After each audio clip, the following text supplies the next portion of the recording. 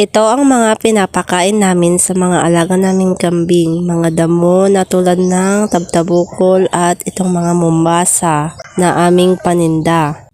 May mga tanim kaming forages, kaya hindi na kami mahihirapan na bumili at magparami.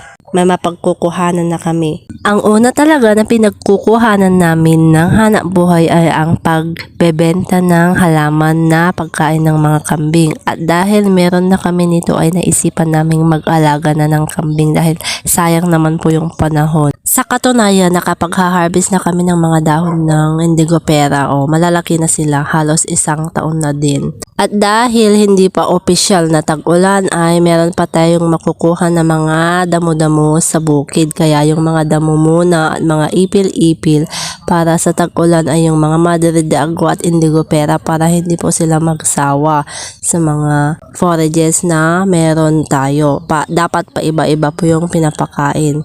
Maraming salamat po. Huwag niyo pong kalimutan na i-subscribe ang aking channel para po may mas ma-share pa po ako.